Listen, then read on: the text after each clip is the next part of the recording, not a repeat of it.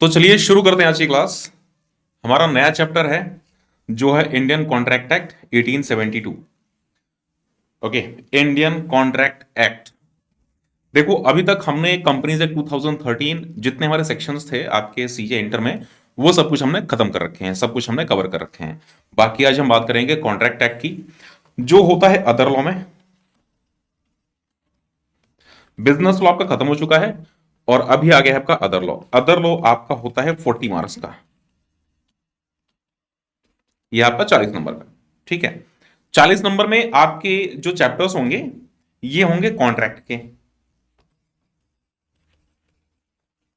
Contract act, उसके बाद आपका आएगा नेगोशिएबल। हम इसी सीरीज से करेंगे भी इसको, पहले हम कॉन्ट्रैक्ट करेंगे देन नेगोशिएबल करेंगे। उसके बाद आपका थर्ड आता है इंटरप्रिटेशन ऑफ स्टेट्यूस और आपका फोर्थ आता है general clauses act, GCA, general clauses act. तो आपके चार एक्ट और हैं। कॉन्ट्रैक्ट में हमारे 3 यूनिट्स हैं, unit number 1, 2 and 3। Unit number 1, 2 and 3। Unit 1 में अप्रोक्सीमेटली आपकी 2 क्लासेस लगेंगी, यूनिट नंबर 2 में भी अप्रोक्सीमेटली आपकी 2 क्लासेस लगेंगी और 3 में भी अप्रोक्सीमेटली 2 क्लासेस। तो कुल मिलाकर के 6 से 7 क्लासेस में आपका ये खत्म हो जाएगा कॉन्ट्रैक्ट। नेगोशिएबल में हम मान के चलते हैं लगभग 3 से 4 classes max to max. Interpretation of statutes and general clauses act, 2 classes इसमें और 2 क्लासेस इसमें। तो बस यही है आपके अप्रोक्सीमेटली जो क्लासेस और लगने वाली हैं। 7 या 8 क्लास हम मान के चलते हैं इसमें, 8+4+5 हम मान के चलते हैं मैक्स टू मैक्स। 13+4=17 क्लासेस लगभग, और आपकी 17 क्लासेस होंगी। 17 क्लासेस में आपका अदर लॉ भी पूरी तरीके से खत्म हो जाएगा। अदर लॉ में हम बहुत सारे क्वेश्चंस भी डिस्कस करेंगे, ठीक है। और आपकी जैसे क्लासेस खत्म हो जाएंगी, तो क्लासेस खत्म हो जाने के बाद मैं मैं कुछ सेशंस लूंगा इसके अलावा भी। इसके अलावा जो सेशंस होंगे, मुझे जो चीजें लगती हैं कि मैंने हो सकता है कि इस ड्यूरेशन में, इस टीचिंग में कुछ चीजें मिस कर दी होंगी, या कुछ और भी एडिशनल क्वेश्चन जो कि आपको बताने चाहिए, तो वो चीजें मैं 2-3 क्लासेस लेकर के आपको बता दूंगा। तो आपकी तैयारी लगभग पूरी हो जाएगी। हम इसमें डिस्कस कर लेंगे कुछ एमसीक्यूज भी, ठीक है। तो एमसीक्यूज अभी कुछ डिस्कस करने बाकी हैं, कुछ और भी एडिशनल क्वेश्चंस डिस्कस करने बाकी हैं। वैसे आपका कोर्स मैं कोशिश करूंगा कि एज सुन एज पॉसिबल खत्म हो जाए, थोड़े से एक्स्ट्रा क्लासेस लेकर के भी। जैसे कि आज की क्लासेस हैं, तो आज क्लासेस तो ऑलरेडी आपकी थी, कल मैंने छुट्टी ली थी, तो इसलिए कल की जो क्लासेस हैं मैं कॉम्पनसेट कर दूंगा। मतलब कि आपकी क्लास मंडे, कल आपकी क्लास फिर से होगी मंडे शाम को 7 बजे। उसके बाद आपकी नेक्स्ट क्लास ट्यूसडे को शाम को 7 बजे। उसके बाद वैसे ही जैसे टीटीएसएस में हम चलते रहते हैं, T T S S Tuesday, Thursday, Saturday and Sunday, हम इसी तरीके से चलते रहेंगे। नॉर्मल जो हमारा टाइमिंग होती है, ठीक है। तो इस तरीके से हम कंटिन्यू करेंगे। हम शुरू कर रहे हैं कॉन्ट्रैक्ट। कॉन्ट्रैक्ट देखो बहुत ही इंटरेस्टिंग चैप्टर है, बहुत इंटरेस्टिंग है, आपको बहुत मजा आएगा। और इसमें सबसे अच्छी बात यह है कि कॉन्ट्रैक्ट आपको आपकी प्रैक्टिकल लाइफ से रिलेट करके बताता है। आपकी जो प्रैक्टिकल लाइफ है उससे रिलेट करके, मतलब कि आप डेली कुछ ना कुछ कॉन्ट्रैक्ट तो करते ही हो। आप किसी शॉप पे जाते हो, आपने कुछ परचेज करा, तो उस केस में आपने क्या करा, आपने उसको पेमेंट करी और आपने सामान ले लिया, ये भी कॉन्ट्रैक्ट है। आप किसी को गारंटी दे देते हो, आपने दोस्त को बोला कि किसी दोस्त को आपको पैसे दिलवाने हैं, उसको पैसे नहीं मिल रहे हैं, आप उसके बीच में गारंटर बन गए कि कोई नहीं यार, दे दे, अगर ये दे देगा, अगर ये भूल जाएगा या नहीं देगा तो मैं उसका कंपनसेट कर दूंगा, मैं तुम्हें पे कर दूंगा। आपने गारंटी दे दी, तो उस केस में आपने यहां पे भी कॉन्ट्रैक्ट करा। तो ये प्रैक्टिकल लाइफ से बहुत ज्यादा रिलेट करता है, और ये आपको इंटरेस्ट इसमें बहुत ज्यादा आएगा, मतलब कि आप और ज्यादा इसमें रिलेट कर पाओगे, ठीक है। सो आई होप कि आपको चीजें बहुत इंटरेस्टिंग लगे और बहुत ही मजे से हम पढ़ने वाले हैं। शुरू करते हैं chapter Indian contract act 1872। Basically आपका ये जो कॉन्ट्रैक्ट है ये शुरू होता है सेक्शन नंबर 124 से। इसके पहले जो कॉन्ट्रैक्ट्स हैं आपको फाउंडेशन में पढ़ा दी जाती है। तो फाउंडेशन में जो कॉन्ट्रैक्ट है वो बेसिक कॉन्ट्रैक्ट है। इसमें आपके जो चैप्टर्स हैं, इसमें 3 यूनिट्स हैं, यूनिट 1, यूनिट 2 एंड यूनिट 3, जिसमें कि हम सेक्शन नंबर 124 उसके बाद चीजें हम पढ़ेंगे। ठीक है, आपका जो चैप्टर है, चैप्टर का नाम है contract of identity and guarantee. Contract of identity and guarantee. अब आइडेंटिटी का मतलब क्या होता है? कॉन्ट्रैक्ट ऑफ आइडेंटिटी, इसमें दो वर्ड्स हैं, एक तो आपका आइडेंटिटी है और दूसरा है गारंटी। आइडेंटिटी एंड गारंटी, इसमें दो चीजें हैं, एक तो आइडेंटिटी, दूसरी गारंटी। गारंटी को अभी फिलहाल में कुछ देर के लिए हम स्किप कर देते हैं, इसको फिलहाल में कुछ देर के लिए स्किप कर देते हैं। हम पढ़ने वाले हैं अभी identity. What exactly is identity? Identity का मतलब क्या होता है? ठीक है, हुआ ऐसा हुआ ऐसा कि आपने एक नई नई बाइक खरीदी थी। ठीक है, आप एज्यूम करके चलना, आपने खरीदी थी नई नई बाइक। नई नई बाइक एकदम ब्रांडेड नई, आप नहीं चाहते हो कि उस पे स्क्रैच भी लगे, आप बिल्कुल नहीं चाहते हो कि उस पे स्क्रैच भी लगे। तो होगा क्या कि आप क्या करोगे, उसको बड़ा बचा के चलोगे, आप बहुत बचा के चलोगे। आपने हीरो होंडा से, ये हीरो होंडा का ऑफिस था, ये हीरो होंडा का ऑफिस था, और यहीं से आपने, हीरो होंडा का ऑफिस का गेट है, यहीं से आपने बाइक अपनी निकाली थी। ठीक है, ये रही आपकी बाइक, और आपने अपनी बाइक यहां से निकाली थी। जैसे ही आप बाइक लेके बाहर निकल रहे थे, तब तक हीरो होंडा वालों ने बोला कि भाई साहब आप एक काम करो, आपकी बाइक नई नई है, यहीं पे हीरो होंडा वाला एक अपना वो छतरी लगा के बैठा हुआ था, वो छतरी लगा के बैठते हैं ना, ऐसे ही बैठा हुआ था, छतरी भी लगाए थे इसकी, छतरी लगा के बैठा हुआ था। बोला कि भाई साहब आप बाइक लेके जा रहे हो, मान लो कि कहीं कुछ स्क्रैच हो जाए, कुछ कहीं लड़बड़ जाए, क्या होगा? आप डर गए, आप यहाँ बाइक पे बैठे हुए थे, आप डर गए, बोले कि हाँ बात तो सही है। तो मैं एक काम करता हूं, मैं ना एक कंपनी का एजेंट हूं, और ये बीमा कंपनी है। बीमा कंपनी कौन सी? ये ऐसी बीमा कंपनी है जो कि मोटर इंश्योरेंस करती है। ये कंपनी मोटर इंश्योरेंस करती है। हम क्या करेंगे, आपकी बाइक का इंश्योरेंस कर देंगे। आप पूछोगे उससे क्या होगा? तो इसने बताया कि देखो जी, आपने पैसे दिए हैं ना कंपनी से, जब बाइक आपने बाइक निकाली तो आपने पैसे पे करे हैं। अगर बाइक लड़ जाए आपको दर्द होगा। दर्द क्या होगा कि आपकी जो गाढ़ी कमाई थी, आपने जो पैसे इकट्ठे करे थे बाइक लेने के लिए, वो पैसे आपने दिए और बाइक निकाली, अगर कोई ठोक के चला जाए बाइक, आपको चुभेगा कि ओहो मेरे कितने पैसे बर्बाद चले गए, कितनी मेहनत से मैंने पैसे बटोरे थे और वो मेरे पैसे बर्बाद चले जाएंगे।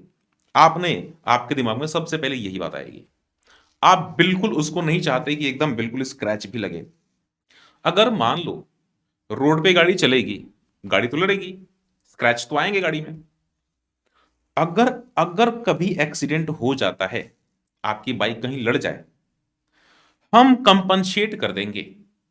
जो भी आपका नुकसान होगा ना, तो हम उसकी कर देंगे भरपाई। आपको उसकी चिंता लेने की जरूरत नहीं है, आपकी बाइक फिर से वैसी नहीं हो जाएगी।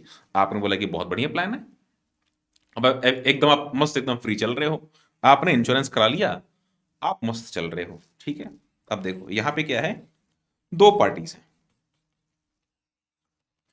एक तो बीमा कंपनी वाला है, इंश्योरेंस कंपनी वाला जो कि मोटर इंश्योरेंस करता है, और एक आप। कॉन्ट्रैक्ट किसके किसके बीच हुआ? उसके बीच में और आपके बीच में कॉन्ट्रैक्ट हुआ। ठीक है, और कॉन्ट्रैक्ट में बातें क्या हुई कि अगर, यहां पे ध्यान से सुनना, अगर इफ लगा हुआ है, इफ एक्सीडेंट हो जाता है तो, अगर एक्सीडेंट हो जाता है तो, अगर एक्सीडेंट हो जाए तो क्लेम आपको तभी मिलेगा। बात समझ आ रही है? एक्सीडेंट अगर हो जाए, क्लेम तभी आपको मिलेगा, अदरवाइज आप क्लेम नहीं ले सकते। ऐसा नहीं कि बाइक लड़ी भी नहीं और आप पहुंच गए कि भाई साहब मैंने आपको ना 5,000 रुपए दिए थे बाइक के इंश्योरेंस का, आप मेरे 5,000 रुपए निकालो, इस साल तो मेरी बाइक लड़ी नहीं, तो मेरे 5,000 रुपए आप निकाल दो। ऐसे नहीं कर सकते आप। अगर बाइक लड़ी तो जो कंपनसेशन होगा वो मोटर इंश्योरेंस कंपनी बेयर करेगी। वो कंपनी जो मोटर इंश्योरेंस कर रही है, वो कंपनी इसको बेयर करेगी। इसी को बोलते हैं हम कॉन्ट्रैक्ट ऑफ आइडेंटिटी। और इस कॉन्ट्रैक्ट ऑफ आइडेंटिटी में जो मोस्ट इंपॉर्टेंट चीज है वो है लॉस का होना। एक्सीडेंट मतलब ये है लॉस। तो यहां पे लॉस का होना सबसे इंपॉर्टेंट चीज है कॉन्ट्रैक्ट ऑफ आइडेंटिटी में। लॉस होना इंपॉर्टेंट है। अगर कॉन्ट्रैक्ट ऑफ आइडेंटिटी में लॉस नहीं हो रहा है उस केस में वो कॉन्ट्रैक्ट ऑफ आइडेंटिटी नहीं है। ठीक है, आई होप कि आपको सिनेरियो समझ आया होगा कि यहां पे कैसी सिनेरियो थी। ठीक है, बहुत ही प्रैक्टिकल तरीके से मैंने आपको समझाने की कोशिश करी है। आई होप कि आपको समझ आया होगा। थोड़ा सा इसको हम पढ़ लेते हैं। देखिए यहां पे जो चीजें गिवन है लिखा, यहां पे इसका मीनिंग क्या है, मीनिंग यहां पे हम पढ़ते हैं। ये स्टडी मैट भी आया हुआ है। इस बार जो मैं नोट्स आपको दे रहा हूं तो नोट्स में कुछ स्पेशल चीजें हैं। जो क्वेश्चंस जितनी बार जिस तरीके से आए हुए हैं वो सब कुछ आपको ऊपर लिखा दिख जाएगा। ठीक है, तो ये कुछ एडिशनल चीजें मैं अपने नोट्स में ऐड कर रहा हूं। जैसे कि ये स्टडी मैट में गिवन है तो आपको ये क्वेश्चन स्टडी मैट में मिल जाएगा और इस क्वेश्चन का मीनिंग मतलब कि इस क्वेश्चन के नीचे जो सेक्शन से रिलेटेड है वही सेक्शन आपको मिलेगा। ठीक है, अब देखिए ये जो आपका क्वेश्चन है गिवन क्या है कि S ask R to beat T and promises to identify R against the consequences R beat T and is fined rupees 50,000, can R claim 50,000 from S? अब देखो इसमें एक बात क्या है, हम पहले इसको पढ़ते हैं उसके बाद इस क्वेश्चन का रिप्लाई आपको अपने आप ही पता चल जाएगा। तो पहले इसको हम पढ़ते हैं, अभी फिलहाल में इसको ऐसे ही छोड़ देते हैं। ठीक है, क्वेश्चन मार्क छोड़ देते हैं। पहले हम पढ़ते हैं कि एग्जैक्टली में इसका मीनिंग होता क्या है और कॉन्ट्रैक्ट ऑफ आइडेंटिटी आपको थोड़ा थोड़ा समझ आ गया होगा। हम पूरी तरीके से इसको समझने की कोशिश करते हैं। मीनिंग है a contract by which one party promises to save the other from loss caused to him। मतलब कि एक पार्टी क्या कर रही है, एक पार्टी प्रॉमिस कर रही है कि भाई साहब अगर आपको कुछ नुकसान हुआ ना उस नुकसान की भरपाई, क्या भरपाई, भरपाई कर देंगे हम। अगर आपको कुछ नुकसान होता है उस केस में इस नुकसान की भरपाई हम कर देंगे, आपकी लॉस को हम गुड कर देंगे, ठीक कर देंगे। By the conduct of promisor himself और by the conduct of any other person. यहां पे लिखा क्या है, प्रोमिसर। प्रोमिसर का मतलब क्या, जिसने प्रॉमिस किया हुआ है। By the conduct of promisor himself और by the conduct of any other person. मतलब कि आपने जब बाइक निकाली, आप लेके जा रहे थे बाइक, ठीक है, और आपको लगा कि बाइक ना थोड़ी सी पुरानी हो गई थी। आप 10 साल से बाइक वही चला रहे थे, आपने सोचा कि ये क्या करते हैं, इंश्योरेंस तो बाइक का है ही, ठीक है, ये कंपनी मुझे क्लेम तो दे देगी। मैं क्या करता हूं, इस बाइक को ना फूंक देता हूं, ठीक है, और मैं बोल दूंगा कि इस बाइक में मैंने आग लगाई है। आप जाकर के ये बोल दोगे कि जो मेरी बाइक है ना तो ये धू धू करके ऐसे जल रही है, ठीक है, ऐसे बाइक आपकी जल रही है। आपने ये बोल दिया इंश्योरेंस कंपनी के पास में जाकर के कि मेरी बाइक ना पुरानी हो गई थी और जाकर के बाइक में मैंने आग लगा दी। क्या आपको क्लेम मिल जाएगा? क्या इस सिनेरियो में आपको क्लेम मिलेगा? क्या कंपनी आपको क्लेम देगी? कंपनी क्लेम कभी नहीं देगी, कभी नहीं देगी, क्योंकि आपने खुद बाइक में आग लगाई है। आप तो प्रॉमिसी हो, आप प्रॉमिसी हो, आपको प्रॉमिस मिल रहा है। प्रॉमिसर कौन है? वो कंपनी है, वो कंपनी है। प्रॉमिसर की कंडक्ट से या कोई अदर पर्सन की कंडक्ट से अगर आपका नुकसान होता है तो ही आपको क्लेम मिलेगा। अगर आपने खुद का नुकसान कर लिया खुद से ही तो आपको हम क्लेम नहीं देने वाले। आपने बाइक में खुद ही आग लगा ली, आपने सोचा कि ये बाइक तो पुरानी हो गई है, क्लेम लेकर के इसको हम नई बाइक परचेज कर लेंगे, लेकिन क्या ऐसा हो पाएगा? नहीं हो पाएगा। रीजन क्या है? लिखा हुआ है यहां पे कि ये कॉन्ट्रैक्ट ऑफ आइडेंटिटी ऐसा कॉन्ट्रैक्ट है जिसमें कि अगर आप नुकसान खुद का कर रहे हो तो क्लेम नहीं मिलने वाला। ये जो नुकसान है कौन कर सकता है? या तो प्रोमिसर हिमसेल्फ, या तो प्रोमिसर ने खुद ही करा bye the conduct of promisor, ये प्रोमिसर के किसी कंडक्ट के थ्रू नुकसान हुआ, या bye the conduct of any other person, या किसी थर्ड पार्टी के कॉन्ट्रैक्ट से किसी दूसरे पर्सन के। बाइक लड़ गई, बाइक लड़ने के केस में लड़ाया कौन? मतलब कंडक्ट किसका था? सामने वाली पार्टी का। वो आया और आपकी बाइक लड़ गई, या बाइक में आग लग गई, आपने बाइक कहीं पे रखी हुई थी और कोई आकर के आपकी बाइक में आग लगा के चला गया। उस केस में क्या हुआ?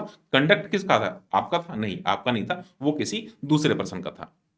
शॉर्ट सर्किट थी, आपकी बाइक वहीं पे खड़ी थी, आपकी बाइक में आग लग गई। ठीक है, इलेक्ट्रिसिटी बोर्ड के पास में आपकी बाइक खड़ी थी, शॉर्ट सर्किट हुआ, आपकी बाइक में आग लग गई, आपने लगाया? नहीं, आपने नहीं लगाया। कैसे लगा? शॉर्ट सर्किट हुआ।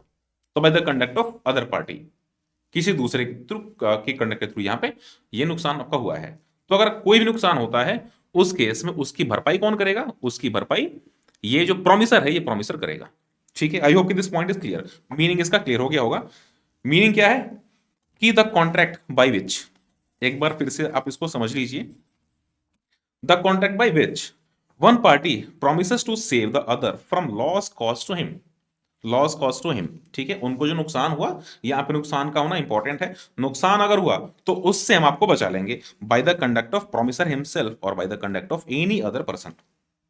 The term identity literally means security against loss, आपके नुकसान के अगेंस्ट में हम सिक्योरिटी देंगे, और to make good the loss, loss को ठीक करना, to make good the loss, और to compensate the party who has suffered some losses. ठीक है, नाउ इसमें दो पार्टीज हैं, कौन कौन सी? एक तो हम बोलते हैं आइडेंटिफायर और दूसरा आइडेंटिफाइड। प्रोमिसेस टू आइडेंटिफाई और save the other party from loss, इसको हम बोलते हैं आइडेंटिफायर, मतलब कि जिसने प्रॉमिस किया है, प्रॉमिसर, ये है प्रॉमिसर, ये है कंपनी, इंश्योरेंस कंपनी, ठीक है, जो कि हमने एग्जांपल पढ़ा था। और identified who is promised to be saved against the loss, ठीक है, ये आप हो। ठीक है, मतलब कि ये आप हो जो कि आपने आपकी बाइक परचेज करी थी। दो चार एग्जांपल्स पढ़ लेते हैं।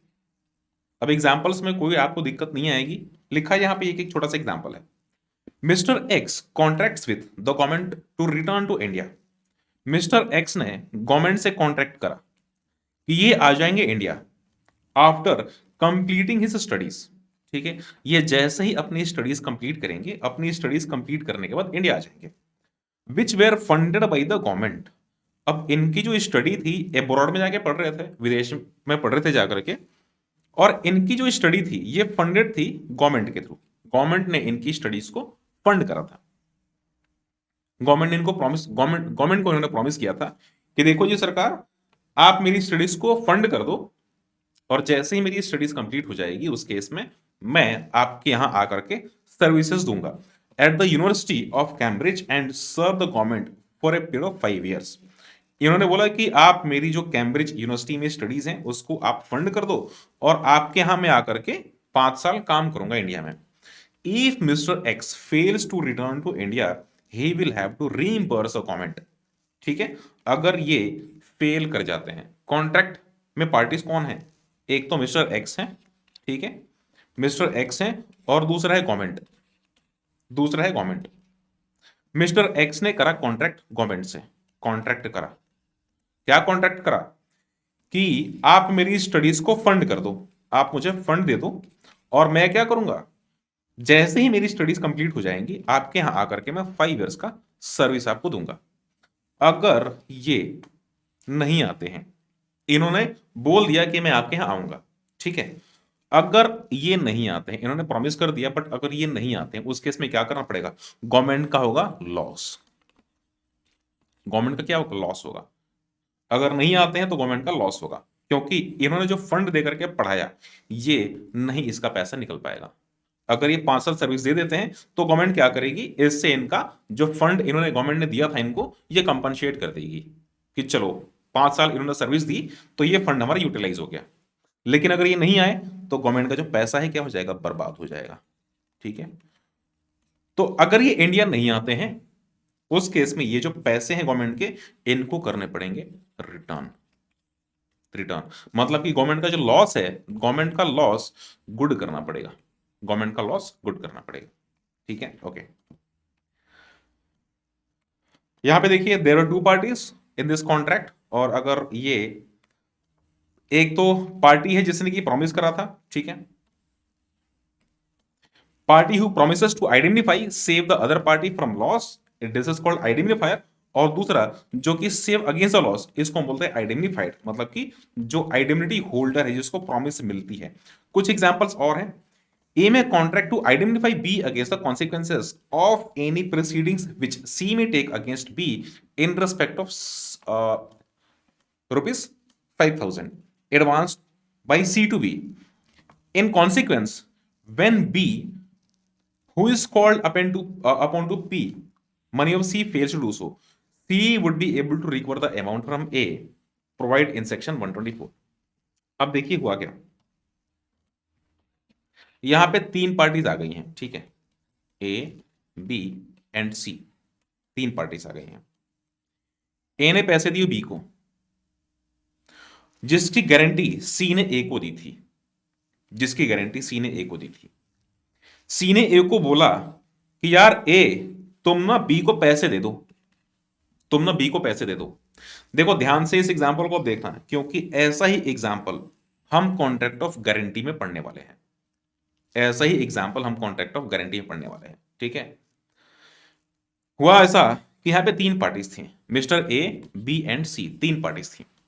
तीन पार्टीज में मिस्टर ए ने बोला, सॉरी मिस्टर सी ने बोला मिस्टर ए को कि यार तुम ना बी को 5,000 रुपए दे दो, 5,000 रुपए दे दो।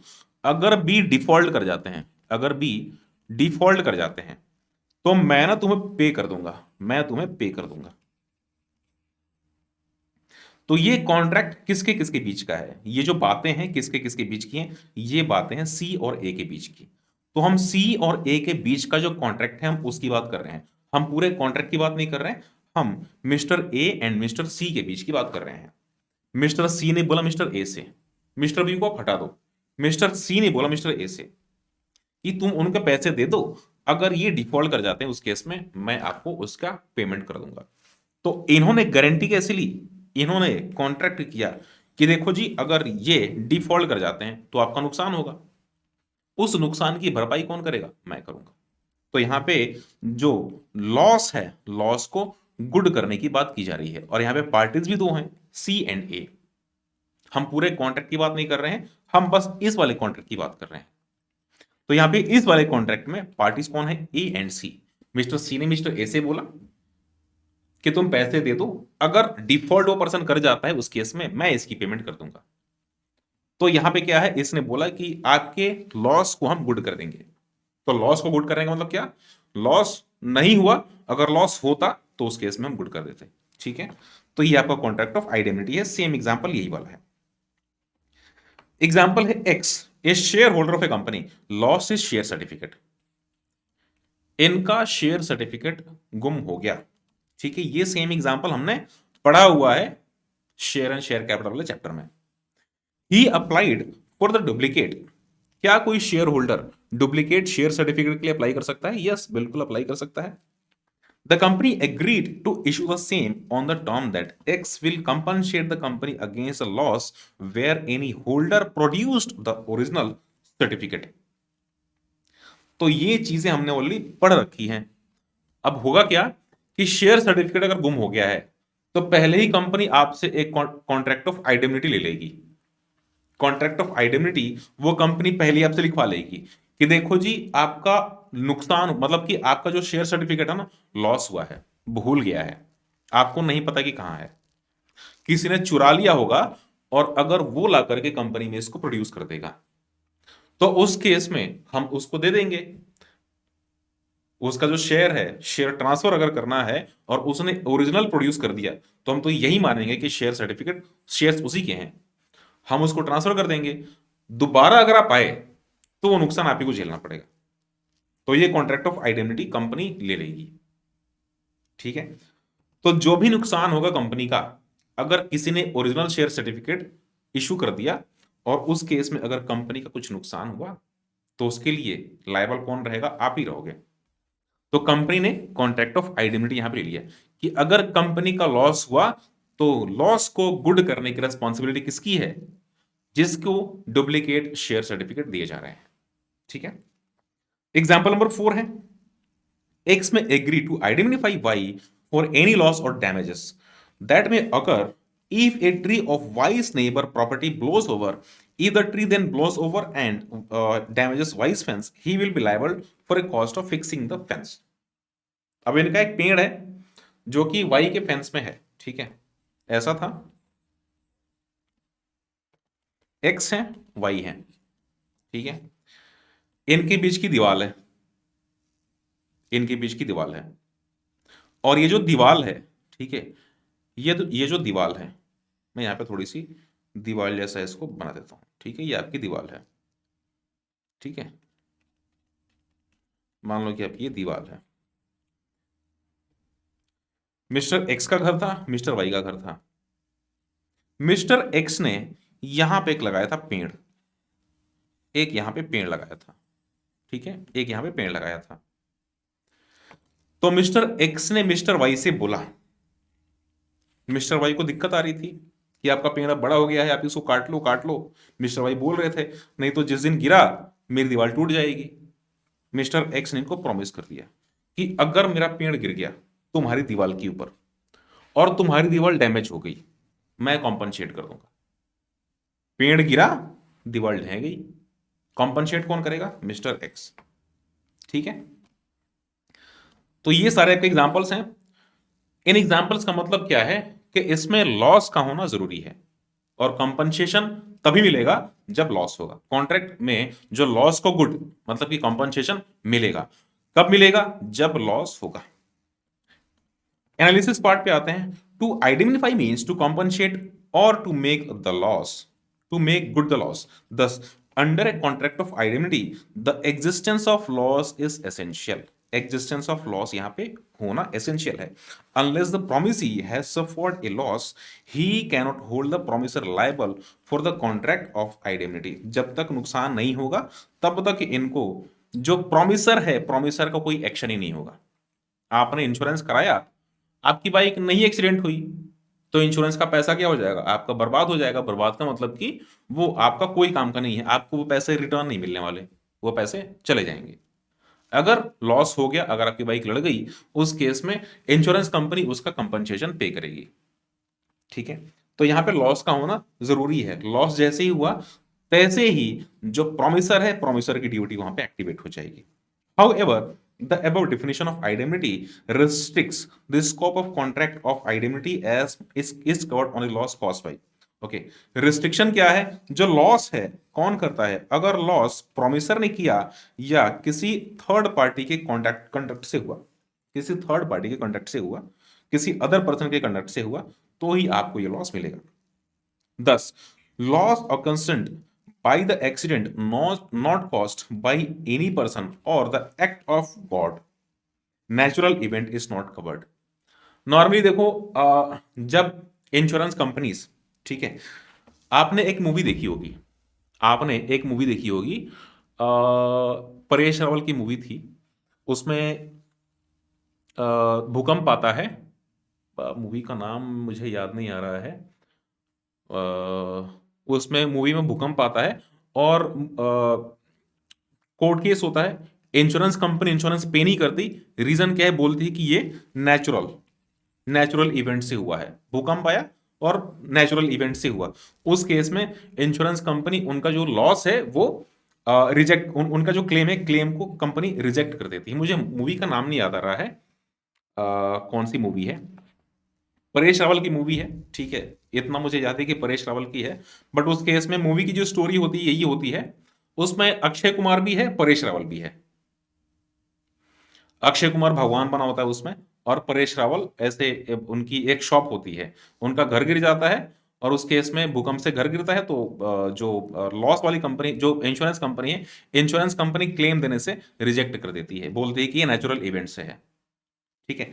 तो यहां पे लिखा क्या है? सेम चीजें वहां पे लिखा हुआ है कि अगर कोई नेचुरल इवेंट से ये चीजें होती हैं, उस केस में इसका नुकसान कवर नहीं करेंगे, ठीक है। अगर कंपनी, कभी कभार ऐसा होता है कि कुछ कंपनी, ओके हाँ जी, ओ माय गॉड, बिल्कुल करेक्ट मूव।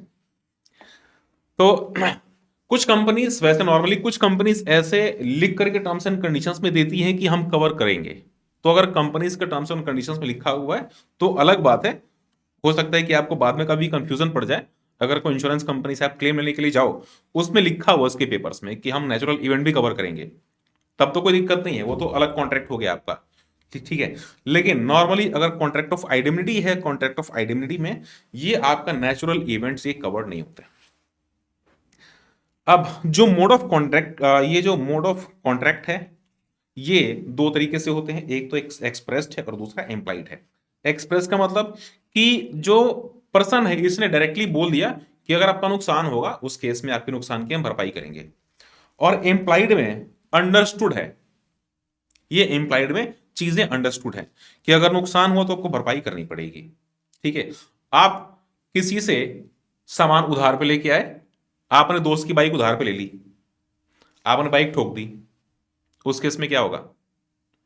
आपको ये अंडरस्टूड है, आपने कोई कॉन्ट्रैक्ट किया नहीं, कुछ आपने उसको कुछ बोला नहीं, लेकिन अंडरस्टूड क्या है कि अगर उसका नुकसान हुआ उसकी भरपाई आपको करनी पड़ेगी। आपने दोस्त की बाइक ठोक दी, बाइक लड़ गई, उस केस में दोस्त की बाइक को बनवा के आपको देना पड़ेगा। वो अलग बात है कि कोई दोस्त बनवाता नहीं है। ठीक है, आगे चलते हैं। Essentials, essentials of contract of identity. Essentials क्या है, फटाफट से इसको पढ़ लेते हैं। सबसे पहले offer and acceptance, offer and acceptance. Company ने ऑफर किया, इंश्योरेंस कंपनी ने ऑफर किया और आपने उसको एक्सेप्ट किया, तो ऑफर एंड एक्सेप्टेंस यहां पे होना चाहिए। ऐसा नहीं कि कोई भी कंपनी डायरेक्टली ऐसे कर दे बिना सिग्नेचर के, नहीं, आपका एक्सेप्टेंस होना वहां पे जरूरी है। आप कॉन्ट्रैक्टर को एक्सेप्ट करने चाहिए।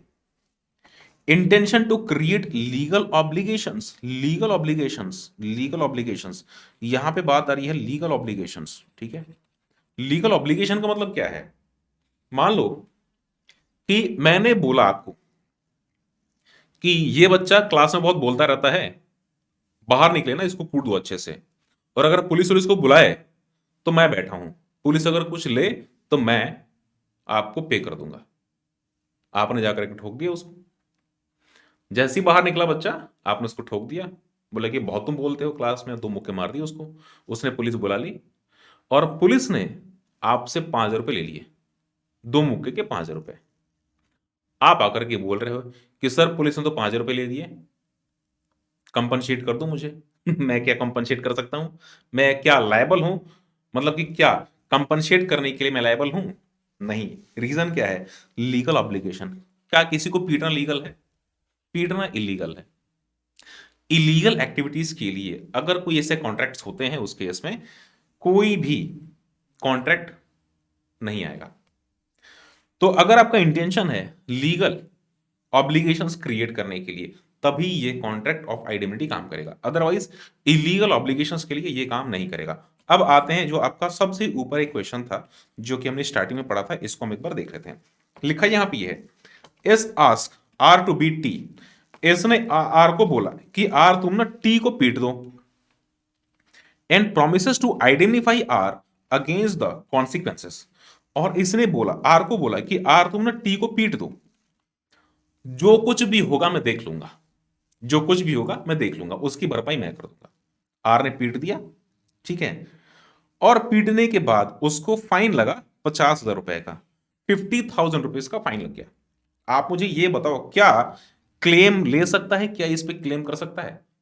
50,000 रुपए जो लगे उसको कंपनसेशन क्या ये ले सकता है? नहीं। रीजन क्या है? Legal obligation, legal obligation, intention to create legal obligation. यहां पे जो इंटेंशन है, इंटेंशन क्या है? लीगल ऑब्लिगेशंस क्रिएट करने की नहीं है। तो अगर लीगल ऑब्लिगेशन क्रिएट करने की इंटेंशन नहीं है उस केस में आप कॉम्पनसेशन नहीं ले सकते, ये कॉन्ट्रैक्ट ही आपका वॉइड हो जाएगा। ठीक है, यहां पे क्या होना चाहिए? Intention to create legal obligation. ठीक है, ओके। इसके बाद आपका अगला पॉइंट आता है कंसिडरेशन। यहां पे कुछ ना कुछ पैसे की बात होनी चाहिए, कंसिडरेशन यहां पे कुछ ना कुछ होना चाहिए। जैसे कि हमने जो फर्स्ट एग्जांपल में देखा था, बाइक वाले एग्जांपल में, तो कंपनी तभी कॉन्ट्रैक्ट करेगी, तब कंपनी तभी आपको इंश्योरेंस देगी जब आप उसके इंश्योरेंस का प्रीमियम पे करोगे। जब तक प्रीमियम पे नहीं करोगे तब तक कंपनी इंश्योरेंस नहीं देगी। ठीक है, तो यहां पे कंसिडरेशन भी होना इंपॉर्टेंट है, कंसिडरेशन भी होना इंपॉर्टेंट है। कॉम्पिटेंसी टू कॉन्ट्रैक्ट, कॉन्ट्रैक्ट के लिए कॉम्पिटेंट होना। कॉम्पिटेंट का मतलब क्या? कि वो पर्सन लूनैटिक ना हो, ठीक है, वो पर्सन माइनर ना हो, वो पर्सन जिसको हम बोलते हैं पागल दिवालिया, इस तरीके से कोई पर्सन ना हो। मतलब कि वो पर्सन क्या होना चाहिए? वो पर्सन होना चाहिए competent to contract. Free consent होना चाहिए। प्री कंसेंट का मतलब क्या? कोई आपके सर पे बंदूक रख के बोले कि ये कॉन्ट्रैक्ट तुम एक्सेप्ट करो, अगर कोई सर पे बंदूक रख करके और बोले कि एक्सेप्ट करो, क्या आपका कंसेंट फ्री है? क्या आपका कंसेंट फ्री है? नहीं, कंसेंट आपका फ्री नहीं है, आपका कंसेंट फ्री नहीं है। उस केस में जब तक आपका कंसेंट फ्री नहीं होगा तब तक ये कॉन्ट्रैक्ट वैलिड नहीं है। एसेंशियल्स ये हैं, लॉफुल ऑब्जेक्ट, इसका जो ऑब्जेक्ट है ये लॉफुल होना चाहिए। The agreement must not be expressly declared to be void. Example, an agreement in restraint of trade, marriage, etc. अब आपने कॉन्ट्रैक्ट करा, ठीक है, आपने कॉन्ट्रैक्ट ये करा कि अच्छा हाँ देखो हुआ ऐसा, एक इंटरेस्टिंग एग्जांपल बताता हूं, एक इंटरेस्टिंग एग्जांपल। हुआ क्या कि शादी हो रही थी, ठीक है, शादी हो रही थी, किसकी? यहां पे आप थे और ये रही आपकी गर्लफ्रेंड, मान लो एग्जांपल के लिए ये रही आपकी गर्लफ्रेंड। आपकी गर्लफ्रेंड की शादी किसी दूसरे से हो गई, ठीक है, होने वाली थी, हुई नहीं, होने वाली थी। क्या कोई भी चाहेगा उसकी गर्लफ्रेंड की शादी किसी दूसरे के साथ हो जाए? कोई नहीं चाहेगा। ये चाहेगा किसका? कूट दूं इसको, कुछ भी करूं कि वो चला जाए, ठीक है, इसकी शादी ना हो पाई इससे। इसके घर वालों ने शादी तय कर दी थी, आप तो भी स्टडी कर रहे थे, इसके घर वालों ने शादी तय कर दी थी, शादी होने वाली थी। आपने एक पर्सन को बोला कि तुम एक काम करो, ये ना शादी कैसे भी तुड़वा दो, तुम, मेरी गर्लफ्रेंड है, शादी वो कर रहा है, तुम किसी भी तरीके से शादी तुड़वा दो, चाहे जितना भी खर्चा होना, जो भी पैसा लगे मैं देने के लिए तैयार हूं, जितना भी पैसा लगे लगे मैं देने के लिए तैयार हूं। तुड़वाने के लिए इसने 1 लाख रुपए खर्चे कर दिए, 1 लाख रुपए का खर्चा कर दिया, शादी तो टूट गई। और अब ये पहुंच गया आपके पास में कि भाई मेरे 1 लाख रुपए खर्चे हुए, तुम मेरे को दो। उस केस में क्या ये कॉन्ट्रैक्ट वैलिड है? क्या ये कॉन्ट्रैक्ट वैलिड है? नहीं, this contract is void, void एब इनिशियो, स्टार्टिंग से ही वॉइड है। रीजन क्या है? ये जो एक्ट्स है ना, ये जो एक्ट्स हैं ये प्रोहिबिटेड हैं, आप ऐसा कर ही नहीं सकते, ये लीगल है ही नहीं, ये प्रोहिबिटेड है। मतलब लीगल का मतलब कि ये रिस्ट्रेन्ड है, इसको आप नहीं कर सकते, ठीक है, रिस्ट्रेंट ऑफ ट्रेड या मैरिज एक्सेट्रा, किसी की शादी नहीं तोड़वा सकते आप, उनकी पर्सनल लाइफ है तो ये आप नहीं कर सकते। तो अगर कोई ऐसा एग्रीमेंट है वो भी वॉइड हो जाएगा और वो भी आप नहीं कर सकते, उस केस में कंपनसेशन आप लीगली नहीं ले सकते। The term of agreement must not be वेग और अनसर्टेन, अनसर्टेन। आपने कॉन्ट्रैक्ट करा कि भाई देख, आपकी बिड लग गई, ठीक है, आपकी बिड ऐसी लग गई, आपकी बिड ऐसी लग गई कि हाँ, आपने बिड लगा दी राहुल गांधी पे, ठीक है, राहुल गांधी पे आपने बिड ये लगा दी, राहुल गांधी को ले लो, सलमान खान को ले लो, आपने बिड ये लगा दी कि एग्जाम्पल के लिए कोई छोटा सा एग्जाम्पल मैं बताता हूं, आपने बिड ये लगाई कि अगर राहुल गांधी की शादी, अगर मैरिज हो गई, राहुल गांधी की शादी हो गई, ठीक है, तो इसका सारा का सारा खर्चा देने के लिए मैं रेडी हूं, जो भी खर्चा आएगा देने के लिए मैं रेडी हूं। क्या ये जो कॉन्ट्रैक्ट है सर्टन है? क्या राहुल गांधी की शादी होगी या नहीं होगी? क्या ये सर्टन है? नहीं है। क्या ये सर्टन है? नहीं है। तो ऐसा कोई कॉन्ट्रैक्ट है, ऐसा कोई कॉन्ट्रैक्ट है जो कि सर्टन ही नहीं है या वेग है, तो इस केस में अगर कोई ऐसा एग्रीमेंट है, अगर कोई ऐसा एग्रीमेंट है, तो ऐसा एग्रीमेंट ये भी इसके लिए वॉइड नहीं रहेगा।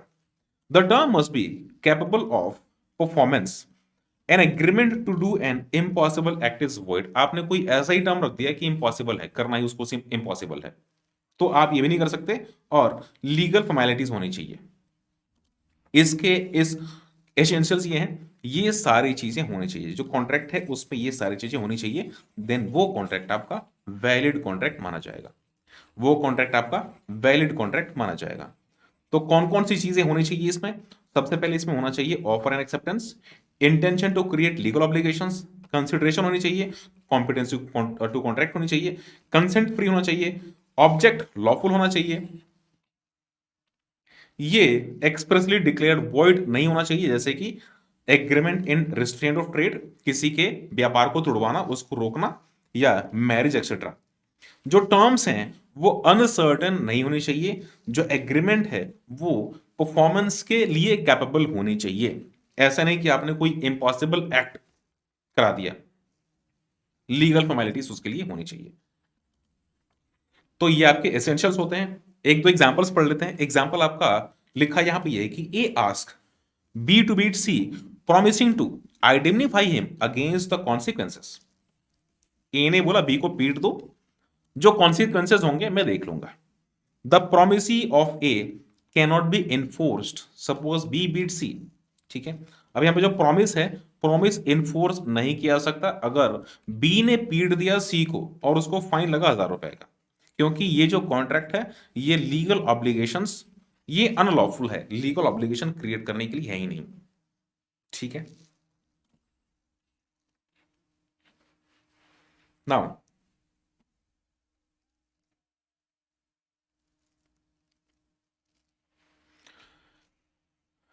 आगे चलते हैं। Right of identity holder. ठीक है, हम अभी तक पढ़ रहे थे सेक्शन नंबर 124। आपका अगला सेक्शन है सेक्शन नंबर 125। सेक्शन नंबर 125 ये भी आपकी स्टडी मैट में गिवन है। What are the right of identity holder when sued?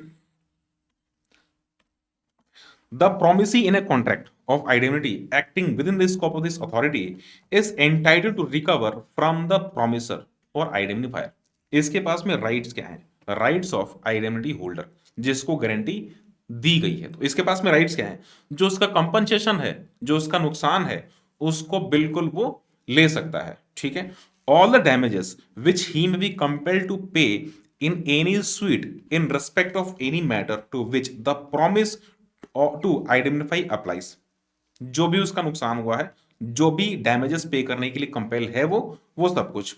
All cost which he may be compel to pay in such suit if in bringing or defending it he did not contravene the order of the promisor and acted as it would have been prudent for him to act in the absence of any contract of identify, or if the promisor authorized him to bring or defend the suit। और उसके बाद all the sums which he may have paid under the terms of any compromise of any such suit if the compromise was not contrary to the order of the promisor and was one which it would have been prudent for the promisee to make in the absence of any contract of identity, or if the promisor authorized him to compromise the suit। ठीक है, यहां पे अब ये चीजें पता नहीं क्या क्या बोलती हैं, एक बार इसको हम रीड करते हैं। ठीक है, समझने की कोशिश करते हैं। देखो यहां पे बात चल रही कॉन्ट्रैक्ट्स की, यहां पे बात चल रही कॉन्ट्रैक्ट्स की।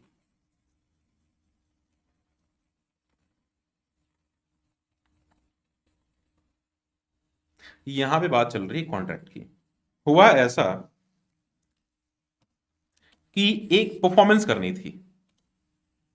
ठीक है, एक करनी थी परफॉर्मेंस। सोनू निगम, सोनू निगम थे, इनकी थी एक परफॉर्मेंस। ठीक है, इनकी परफॉर्मेंस थी, ये परफॉर्मेंस करनी थी। जब स्टेज शो था, जो स्टेज शो था, स्टेज शो पे इनको जा करके और परफॉर्म करना था, और इसके बदले इनको एक अच्छा खासा अमाउंट दिया जा रहा था। इनको एक अच्छा खासा अमाउंट दिया जा रहा था। ठीक है, हुआ क्या कि जिस दिन ये स्टेज शो था, मैंने इनको बोल दिया, मैंने इनको बोल दिया कि सोनू निगम जी आप ना यहां पे मत जाओ, आप मेरे यहां जाओ, वैलेंटाइन डे आने वाला है। ठीक है, तो टाइम था वैलेंटाइन डे वाला। मैंने बोला कि आप वहां पे क्या गाना गाने जा रहे हो, मेरे यहां आ जाओ, और मैं एक अच्छी खासी पार्टी रख रहा हूं उस दिन, आप मेरे यहां आ जाओ और मेरे यहां गाने गा दो। सोनू निगम ने बोला कि नहीं जी नहीं, ये तो मुझे केवल एक स्टेज शो के 10 लाख रुपए दे रहे हैं। मैंने बोला कि बस आप मेरे यहां आ जाओ, 10 लाख रुपए जो दे रहे हैं ना, वो तो आप मेरे से ले लेना, इनको कंपनसेट कर देना। आपका कुछ नुकसान होगा, अगर इनका कुछ नुकसान होगा आपके न जाने से, वो भी मैं कंपनसेट कर दूंगा। और उसके बाद मैं आपको इसकी फी भी दूंगा, मैं आपको एडिशनल 20 लाख रुपए और मैं आपको दे दूंगा। सोनू निगम राजी हो गए।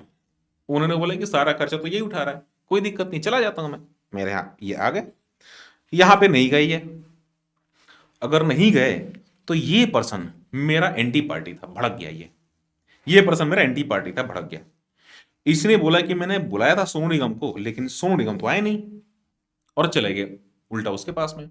इसके प्रोडक्ट का प्रमोशन हो गया, मेरा तो नुकसान हो गया। इसने सोनू निगम के अगेंस्ट में कर दिया केस, सोनू निगम के अगेंस्ट में इसने केस कर दिया। ठीक है, अब मैंने प्रॉमिस किया होता सोनू निगम को कि देखो जी सोनू निगम, जितना भी केस का पैसा होगा, जो कुछ भी होगा, सब कुछ कंपनसेट मैं करूंगा, सब कुछ मैं इसका बेयर करूंगा। अब सोनू निगम ने केस को लड़ने के लिए एक हायर किया लॉयर, इन्होंने एक वकील हायर किया। वकील की फीस थी, ठीक है, इन्होंने वकील को फीस दिया। वकील केस लड़ रहा था। उसके बाद जो कंपनसेशन था, जो लॉस था, कोर्ट ने ऑर्डर किया कि इतना आपका कंपनसेशन, इतना लॉस आपका है। ठीक है, कोर्ट ने ऑर्डर किया कि सोनू निगम जी आपको ना इतना पे करना पड़ेगा, आपको 20 लाख रुपए की पेमेंट करनी पड़ेगी। मैंने बोला कि ठीक है, सोनू निगम ने बोला कि ठीक है, और इन्होंने अपनी जेब से 20 लाख रुपए की पेमेंट कर दी। आप मुझे ये बताओ कि मैंने क्योंकि प्रॉमिस किया हुआ है, क्या मैं लॉयर की फीस दूंगा? लॉयर की फीस क्या मैं दूंगा? यस। जो 20 लाख रुपए सोनू निगम ने अपनी जेब से दिए हैं, क्या मैं 20 लाख रुपए भी दूंगा? यस। सोनू निगम का जो खर्चा, कुछ एडिशनल खर्चा हुआ है इस केस को लड़ने के लिए, क्या मैं उसको भी बेयर करूंगा? यस। तो ये सारे खर्चे कौन बेयर करेगा? ये मैं बेयर करूंगा। ठीक है, अच्छा, ऐसा हुआ कि इंडियन केस, इंडियन कोर्ट है, जजेस बहुत कम है, तारीख पे तारीख मिल रही थी, वही सनी देओल वाला डायलॉग, तारीख पे तारीख मिल रही थी। इसने बोला कि सोनू निगम एक काम करते हैं, इस वाले ने, ठीक है, ये जो इसका ऑनर था, इस वाले ने बोला कि सोनू निगम एक काम करते हैं, हम चलो आउट ऑफ कोर्ट सेटलमेंट कर लेते हैं। हम क्या करते हैं, आउट ऑफ कोर्ट सेटलमेंट कर लेते हैं, हम केस को रफा दफा करते हैं, आप मुझे 15 लाख रुपए दे दो, मैं आपको छोड़ दूंगा। सोनू निगम ने आउट ऑफ कोर्ट सेटलमेंट कर लिया और 15 लाख रुपए देकर के छुटकारा कर लिया। तो क्या ये 15 लाख रुपए जो आउट ऑफ कोर्ट है, क्या मैं इसको पे करूंगा सोनू निगम को? यस। मतलब कि जो भी कंपनसेशन है, अगर मैंने बोला है उस केस मुझे पे करना पड़ेगा। तो सेम एकदम प्रैक्टिकल लाइफ से रिलेटेड है। देखिए, all damages which he may be compelled to pay in any suit in respect of any matter to which the promise to indemnify applies।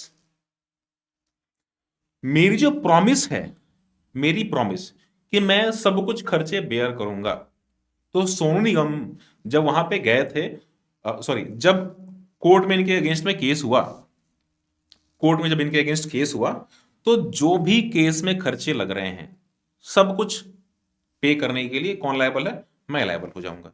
तो all the damages which he may be compelled to pay in any suit in respect of any matter to which the promise to identify applies. मैंने promise कर दिया identify करने का, तो सारे खर्चे जो भी मैंने प्रॉमिस कर रखा है, सारे खर्चे मैं दूंगा।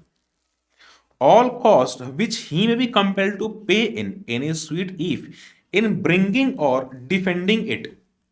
वकील की फीस क्या है? खर्चा है। All cost which he may be compelled to pay in any suit if in bringing or defending it he did not contravene the order of the promisor and acted at it would have been prudent to him to act in the absence of any contract of indemnity or if the promisor authorized him to bring or defend the suit। ठीक है, इसका मतलब कि कहीं ऐसा ना हो, देखो, अब जो लॉयर्स हैं, लॉयर्स की फीस अलग अलग है। ठीक है, लॉयर्स की फीस अलग अलग है, सारे लॉयर्स की फीस अपनी अलग अलग है। कुछ लॉयर्स 5 करोड़ भी लेते हैं और कुछ 5,000 भी लेते हैं सेम केस को लड़ने के लिए।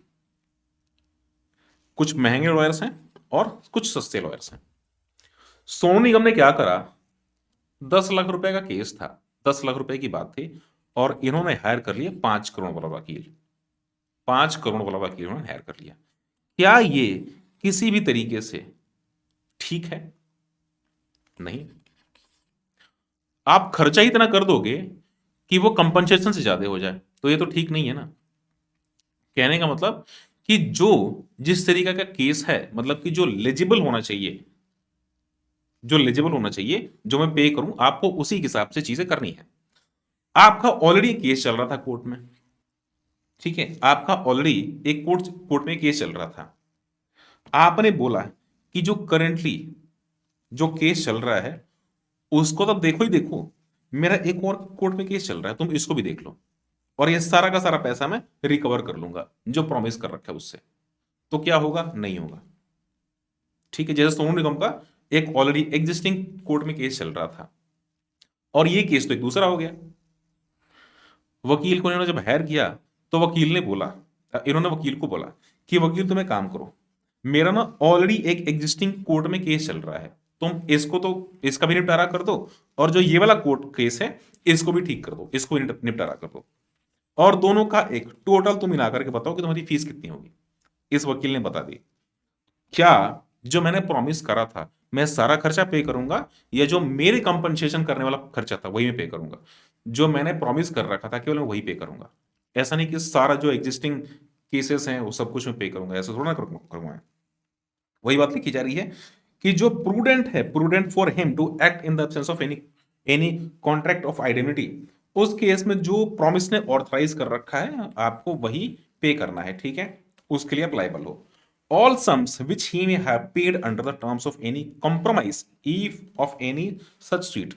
कॉम्प्रोमाइज होगी मतलब कि आउट ऑफ कोर्ट कॉम्प्रोमाइज हो गया, तो जो भी खर्चे हैं वो कॉम्प्रोमाइज का जो पैसा है उसके लिए भी लायबल रहूंगा। When does the liability of an indemnifier commence? Liability कब एकर होती है? आइडेमनीफायर, आइडेमनीफायर लाइबिलिटी कब आती है? मतलब कि आइडेमनीफायर का मतलब क्या, कि जिसने प्रॉमिस कर रखा है, प्रॉमिसर, तो लाइबिलिटी कब आती है? जैसे ही लॉस हुआ, लॉस होने के बाद जो आइडेंटिफायर है उसकी लाइबिलिटी आ जाती है। जैसे ही लॉस हुआ उस केस में अब लाइबिलिटी आ जाएगी कि हाँ उसके लॉस को आपको गुड करना है। लिखा क्या है यहाँ पे? Although the Indian contract act 1872 is silent on the time of commencement of liability of indemnifier, however, on the basis of judicial pronouncements, it can be stated that liability of an indemnifier commences as soon as the liability of the indemnity holder becomes absolute and certain। जैसे ही confirmed हुआ, जैसे ही confirmed हुआ कि हाँ नुकसान तो अब हो गया, गाड़ी जैसे लड़ गई, नुकसान तो हो गया, इतना खर्चा आएगा, उस केस में जो हमारा आइडेंटिफायर है उसकी लाइबिलिटी अब एराइज हो जाएगी। अब इसको एक्शन में आना पड़ेगा, ठीक है। This principle have been followed by court in several cases. A promises to compensate X, A ने प्रॉमिस करा एक्स को कॉम्पनसेट करने का, for any loss that he may suffer by filing a suit against Y. इसने promise करा कि Y के against में जो भी खर्चे होंगे मैं उसका पे करूंगा। The court orders X to pay Y damages of ₹10,000। 10,000 रुपए का फाइन कोर्ट ने लगाया। तो जैसे ही फाइन अनाउंस होगा ये कंफर्म्ड हो गया। जैसे ही कोर्ट ने फाइन बोला कि 10,000 रुपए का फाइन लगेगा, इसका मतलब कि कोर्ट का ऑर्डर हो गया, ये क्या है? कंफर्म्ड हो गया। अब ये कंफर्म्ड हो गया। जैसे ही लॉस कंफर्म हुआ वैसे ही जो अमाउंट, इस अमाउंट के लिए आइडेंटिफायर की ड्यूटी वहां पे स्टार्ट हो जाएगी। अब इसकी लाइबिलिटी यहां पे कंफर्म हो जाएगी। अब यहां पे इसका रोल आ जाएगा, ठीक है। तो आप मुझे ये बताइए, ये जो कॉन्ट्रैक्ट ऑफ आइडेंटिटी है, कॉन्ट्रैक्ट ऑफ आइडेंटिटी, इसमें अभी तक कोई डाउट, किसी भी पॉइंट में कोई doubt? Section number 124 and section number 125, कोई भी डाउट? इन सेक्शंस में कोई भी डाउट?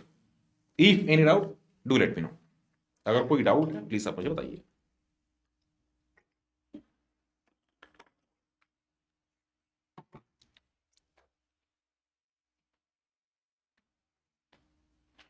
Any doubt? ओके, चलिए आगे चलते हैं। सेक्शन नंबर 126 है और ये है आपका कॉन्ट्रैक्ट ऑफ गारंटी। तो इस चैप्टर के दूसरे पड़ाव में हम लोग आ चुके हैं और ये है आपका कॉन्ट्रैक्ट ऑफ गारंटी।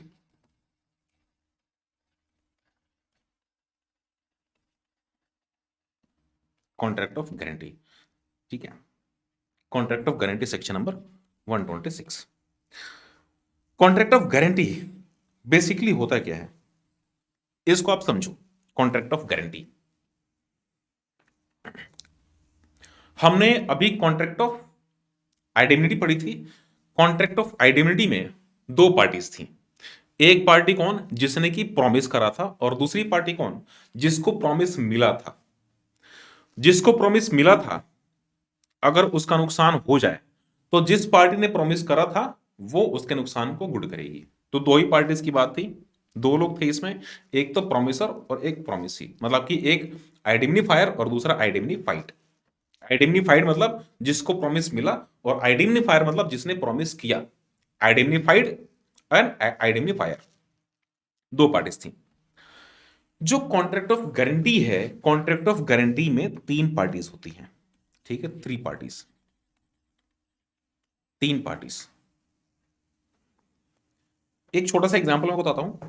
हुआ ऐसा कि आपका बड़ा ही एक अच्छा दोस्त था, आपका एक बड़ा ही अच्छा दोस्त था, उसको ना लोन नहीं मिल रहा था, उसको लोन नहीं मिल रहा था, बहुत चक्कर उसने खाई, उसको लोन नहीं मिला। उसे पता चला कि आप सीए कर रहे हो और आप कर रहे हो भी आर्टिकलशिप, और वो भी आर्टिकलशिप आपकी बैंक में है। आपका बहुत ही अच्छा दोस्त था, उसे पता चला कि आप सीए कर रहे हो और आपकी फिलहाल में रिसेंटली भी आर्टिकलशिप लगी है और बैंक का आपको स्टैट्यूटरी ऑडिट मिला है। अब देखो, जब स्टैट्यूटरी ऑडिट मिल जाए और वही बैंक का ना, तो ऐश है। ऐश कैसे, आपने बैंक के बुक्स में कुछ भी गलती निकाल दी, कुछ भी अगर आपने गलती निकाल दी, उस केस में जो मैनेजर है ना उसका प्रमोशन रुक जाएगा। तो मैनेजर एकदम आपके पीछे पीछे रहेगा, बैंक के सारे स्टाफ, बैंक का मैनेजर सारे के पीछे पीछे रहेंगे, खातिरदारी बहुत होगी। चाहे पैसे मिले ना ना मिले, लेकिन खातिरदारी एकदम भरपूर होती है, पावर भरपूर रहती है। तो जब बैंक की ऑडिट थी वो आप कर रहे थे, मैनेजर तो आपके एकदम पीछे पीछे था, ठीक है। हुआ ऐसा, इसको लोन नहीं मिल रहा था, इसने फोन करा, आपको फोन करके बताई कि यार लोन तो मुझे मिल नहीं रहा, तुम एक काम करो ना, जिस बैंक में तुम ऑडिट कर रहे हो उसके मैनेजर को बोलो। आप बोलो कि हाँ मैं बोल दूंगा, मेरी पावर है। आपने पावर दिखाने के लिए बोल दिया बैंक के मैनेजर को, बैंक के मैनेजर को फोन किया कि यार इस मेरे दोस्त है और मेरे दोस्त को ना एजुकेशन लोन चाहिए, तुम दिला दोगे क्या। मैनेजर ना कर नहीं सकता, उसने बोला कि हाँ हाँ बिल्कुल दिला देंगे। उसने लोन दिला दिया, ठीक है, उसने लोन दिला दिया। लेकिन लोन में उसने बोला कि सर आप ना गारंटी दे देना। आपने उसकी गारंटी ले ली कि अगर आपका दोस्त नहीं पे करेगा तो आप पे करोगे, ठीक है, आपका दोस्त अगर पे नहीं करेगा तो आप पे करोगे।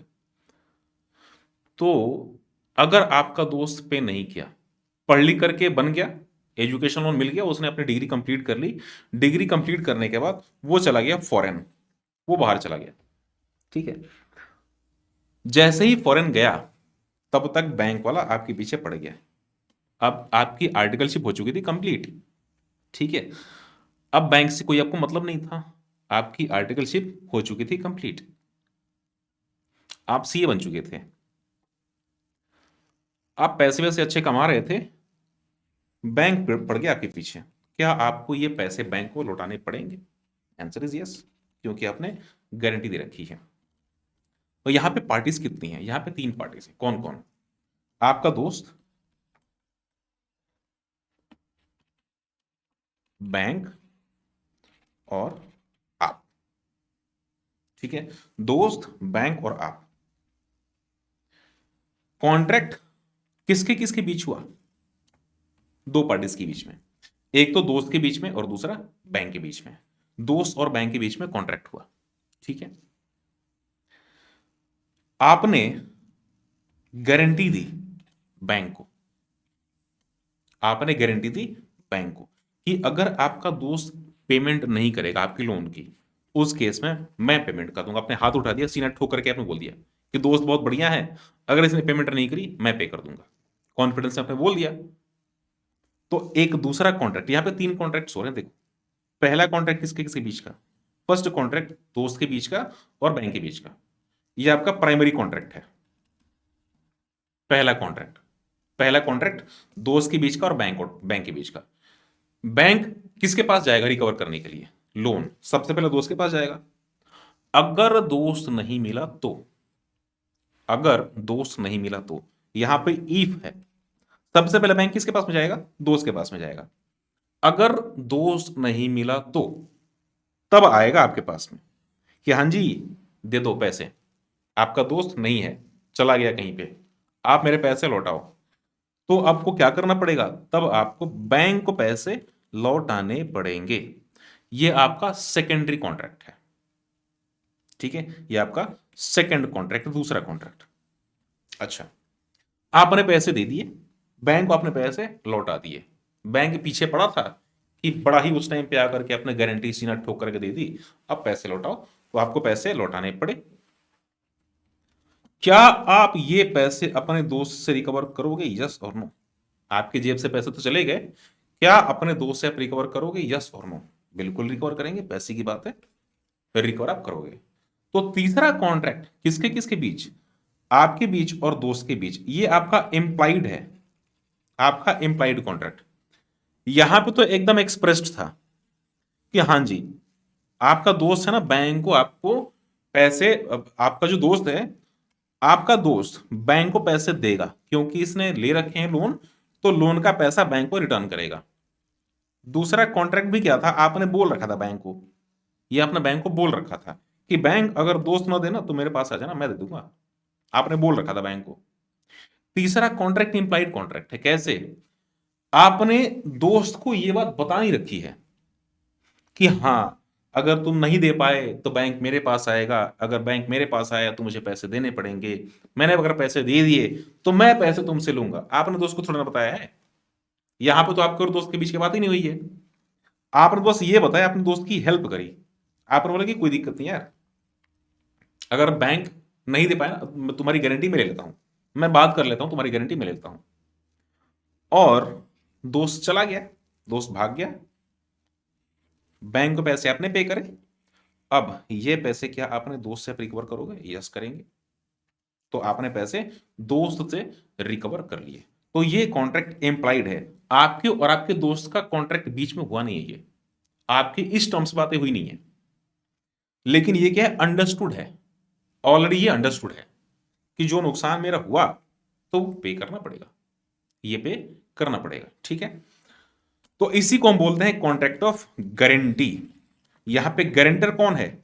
आप हो, आपने गारंटी दे रखी है, तो इसी पूरे कॉन्ट्रैक्ट को हम बोलते हैं गारंटी।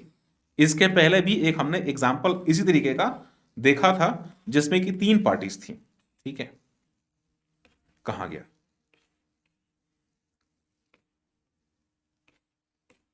हाँ जी ये वाला था, इसमें 3 पार्टीज थी, A B and C, 3 parties थी इसमें।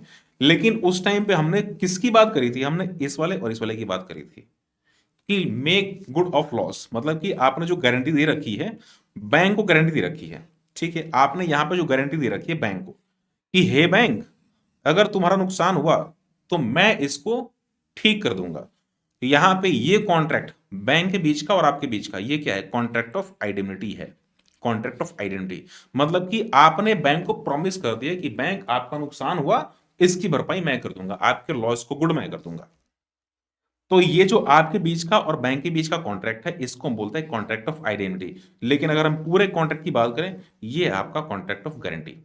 तो कॉन्ट्रैक्ट ऑफ गारंटी में 3 पर्सन होने चाहिए, 3 पार्टीज होनी चाहिए, और कॉन्ट्रैक्ट ऑफ आइडेंटिटी में 2 पार्टीज होनी चाहिए, ठीक है। आई होप कि दोनों के बीच का डिफरेंस क्लियर है, दोनों के बीच का contract of identity and contract of guarantee, दोनों के बीच का डिफरेंस क्लियर है। आगे चलें, ओके। यहां पर लिखा क्या है? Meaning contract of guarantee is a contract to perform the promise. Guarantee क्या है? Contract to perform the promise और discharge liability of third person in case of his default. अगर उसने डिफॉल्ट कर दिया, आपको क्या करना पड़ेगा? डिस्चार्ज करना पड़ेगा इसकी liability. When A requests B to lend 10,000 to C and guarantees that C will repay the amount with in the agreed time and that on C's failing to do so, he means A will himself pay to B. A ने request करा B को, यहां पे A है और यहां पे B है और यहां पे है C. A ने रिक्वेस्ट करा B को कि B तुम ना C को 10,000 रुपए दे दो, 10,000 रुपए तुम दे दो. B ने C को 10,000 रुपए दे दिए.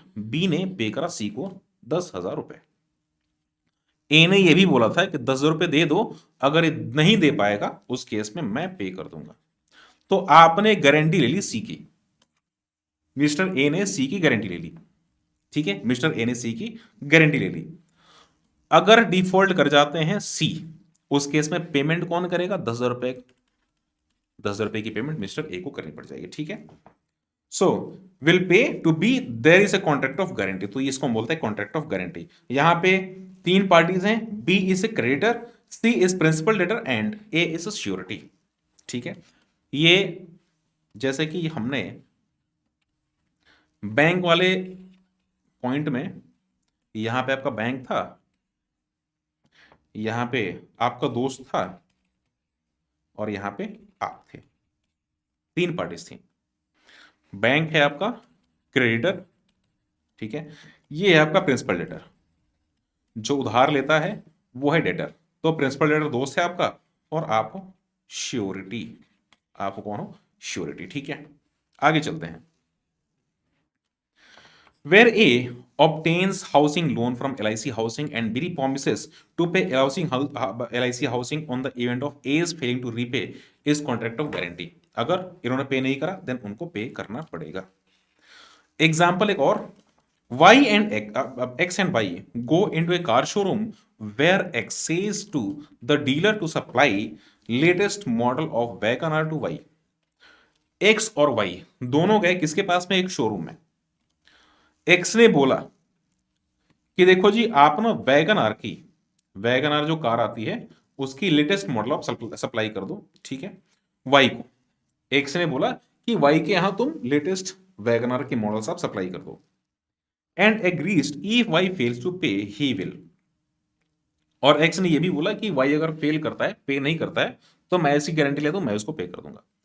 अगर Y फेल कर देता है तो पेमेंट किसको करनी पड़ेगी? जो शोरूम ओनर है किससे रिकवर करेगा? मिस्टर एक्स से, क्योंकि उन्होंने गारंटी दे रखी है. तो डिफॉल्ट के केस में गारंटी रिकवरी किससे होगी? श्योरिटी से. तीन तरीके के यहां पे कॉन्ट्रैक्ट्स हैं. ट्रिप्लिकेट एग्रीमेंट, एक तो प्रिंसिपल कॉन्ट्रैक्ट है, दूसरा सेकेंडरी और थर्ड इज एम्प्लॉयड कॉन्ट्रैक्ट. ठीक है, प्रिंसिपल डेटर होता है, क्रेडिटर होता है प्रिंसिपल कॉन्ट्रैक्ट में. ठीक है, प्रिंसिपल कॉन्ट्रैक्ट कौन कौन किसके बीच का? बैंक और दोस्त के बीच का. ये है आपका प्रिंसिपल कॉन्ट्रैक्ट, प्रिंसिपल कॉन्ट्रैक्ट. दूसरा कॉन्ट्रैक्ट किसके बीच का? क्रेडिटर एंड श्योरिटी, बैंक और आपके बीच का, creditor and surety, secondary contract. ठीक है, और उसके बाद जो एम्प्लॉयड कॉन्ट्रैक्ट है, श्योरिटी और प्रिंसिपल डेटर, मतलब कि आपके और दोस्त के बीच का यह है एम्प्लॉयड कॉन्ट्रैक्ट. दोस्त के बदले में आपने जो पैसे बैंक को पे करे वो क्या हो जाएगा? ये तो अंडरस्टूड है कि दोस्त वो पैसे आपको पे करेगा, ये एम्प्लॉयड कॉन्ट्रैक्ट है, तो आप दोस्त से रिकवर कर सकते हो. Analysis from the above definition, it is clear that a contract of guarantee is a triplicate agreement between principal debtor, creditor and surety. There are in effect three contracts. यहाँ पे कॉन्ट्रैक्ट्स कैसे कैसे हैं? एक तो आपका प्रिंसिपल कॉन्ट्रैक्टर है between principal debtor and creditors. Secondary contract किसके बीच का? Creditor and surety. And implied contract किसके बीच का? Surety and the principal debtor. Whereby principal debtor is under an obligation to indemnify the surety if the surety is made to pay or perform. The right of surety is not affected by the fact that the creditor has refused to sue the principal debtor or that he has not demanded a sum due for him. यहां पे कुछ essential features हैं, essential features of guarantee, इसको भी हम पढ़ लेते हैं, थोड़े मोड़े हैं. ठीक है,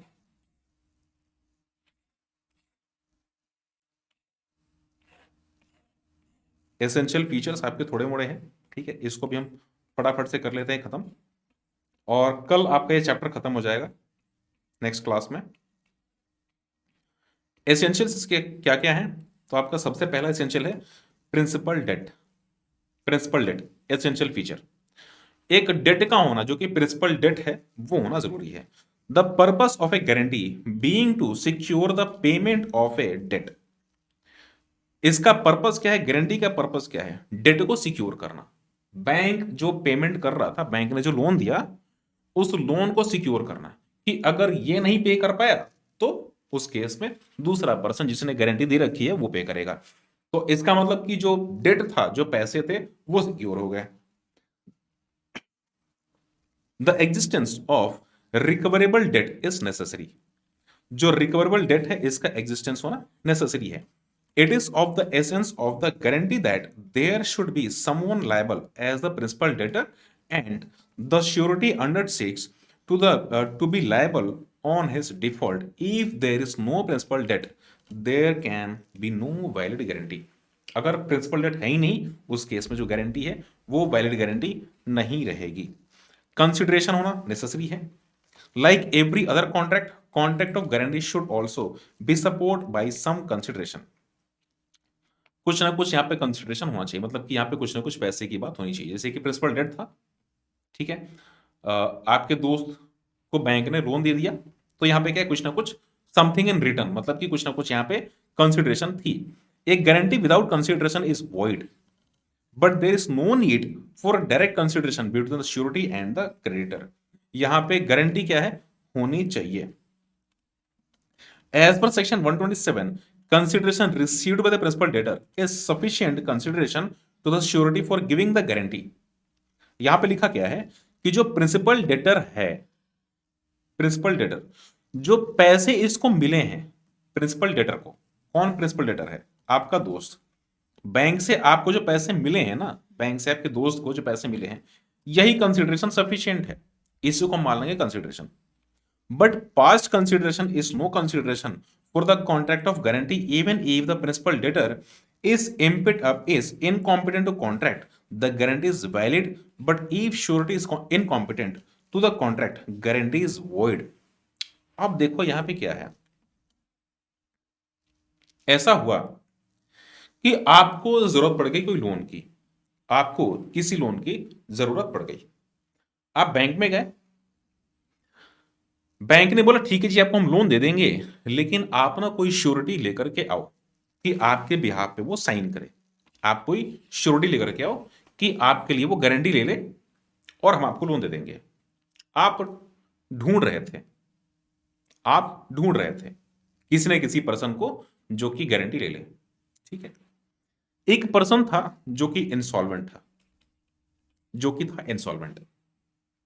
वो आया, बोला कि ठीक है कोई दिक्कत नहीं, मैं चलता हूं बैंक में ना, मेरे बैंक में बहुत जान पहचान है, मैं गारंटी लेता हूं हमारी। पहुंच गया बैंक में, गारंटी लेने पहुंच गया बैंक में, ठीक है। श्योरिटी जब गया मैनेजर के सामने, तो मैनेजर देखते उसको पहचान गया, उसने बोले कि अरे तुम तो इंसॉल्वेंट हो, तुम तो कॉन्ट्रैक्ट में आ ही नहीं सकते, तुम तो इंसॉल्वेंट हो, तुम तो इनकॉम्पिटेंट हो। क्योंकि अगर कोई इंसॉल्वेंट पर्सन है वो इनकॉम्पिटेंट टू कॉन्ट्रैक्ट होता है, तो तुम तो कॉन्ट्रैक्ट कर ही नहीं सकते। इसने मना कर दिया। क्या आप जबरदस्ती कर सकते हो? नहीं कर सकते। रीजन क्या है, देखो प्रिंसिपल डेट है, ठीक है, क्रेडिटर है एंड श्योरिटी। जो प्रिंसिपल डेट है, प्रिंसिपल डेटर जो है अगर इनकॉम्पिटेंट है तो चल सकता है, श्योरिटी अगर ठीक है, प्रिंसिपल डेट इनकॉम्पिटेंट है तो चल सकता है, लोन मिल जाएगा, कोई दिक्कत नहीं है। लेकिन अगर श्योरिटी इनकॉम्पिटेंट है तो नहीं चलेगा। प्रिंसिपल डेटर ठीक है लेकिन श्योरिटी अगर इनकॉम्पिटेंट है तो नहीं चलेगा। एग्जाम्पल के लिए, अगर मान लो कोई बच्चे को चाहिए एजुकेशन लोन, किसी बच्चे को एजुकेशन लोन चाहिए, ठीक है, वो माइनर है, उसको चाहिए लोन। उसके नाम पे लोन सैंक्शन करने के लिए बैंक उसके नाम पे लोन सैंक्शन कब करेगा, जब उसके पेरेंट्स या गार्जियन साइन करेंगे, उसकी श्योरिटी लेंगे। तो बच्चा तो इनकॉम्पिटेंट है, बच्चा तो कॉम्पिटेंट है ही नहीं, ये तो इनकॉम्पिटेंट टू कॉन्ट्रैक्ट है, माइनर साइन कर नहीं सकता, कॉन्ट्रैक्ट कर नहीं सकता। श्योरिटी किसने रखी है, इसके पेरेंट्स ने गार्जियन ले, तो यहां पे ये लोग बन गए इसके श्योरिटी, तो कोई दिक्कत नहीं है। लेकिन अगर ये बच्चा जाए अपने पेरेंट्स की गारंटी लेने के लिए, बोले कि मान लो कि कोई एक माइनर है, उसके फादर को लोन चाहिए, उसके फादर किसी श्योरिटी को ढूंढ रहे हैं, बच्चे ने बोला कि पापा आपको लोन ही चाहिए ना, श्योरिटी चाहिए ना लोन के लिए, चलो मैं कर देता हूं। वो बच्चा गया और बोला कि ठीक है, मैं अपने फादर के बिहाफ पे श्योरिटी बन जाता हूं। क्या यह बन सकता है? नहीं बन सकता। कॉन्ट्रैक्ट क्या हो जाएगा? वॉइड हो जाएगा। ये बात ध्यान रखना कि अगर श्योरिटी इनकॉम्पिटेंट टू कॉन्ट्रैक्ट है, ये कॉन्ट्रैक्ट वॉइड हो जाएगा, ये कॉन्ट्रैक्ट वैलिड रहेगा ही नहीं। ठीक है। प्रिंसिपल डेटर अगर इनकॉम्पिटेंट है तो चल सकता है, श्योरिटी कॉम्पिटेंट होना चाहिए। एग्जाम्पल यहां पे छोटा सा पढ़ लेते हैं। B request A to sell and deliver to him goods on credit. ठीक है जी, गुड्स ऑन क्रेडिट करने के लिए बी ने रिक्वेस्ट करा ए को।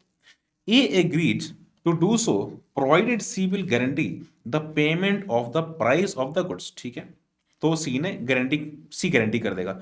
सी promises A guarantee the payment in consideration of ए's promise to deliver the goods as per section 127 there is sufficient consideration for C's promise। यहां पे क्या है? sufficient consideration है, मतलब कि जो consideration क्या है, ये पेमेंट की consideration है, गुड्स के पेमेंट की, तो यहां पे consideration है, तो consideration है, इसका मतलब कि कॉन्ट्रैक्ट ठीक है, वैलिड है। दूसरा एग्जांपल है, A sells and deliver goods to B। ठीक है, sells and delivers to B। C afterwards request A to forbear to sue B off for the debt of the year, promises that if does so, C will pay for them in default of payment by B. A agrees to forbear the request. This is a sufficient consideration A's promise। देखो यहां पे क्या हो रहा है,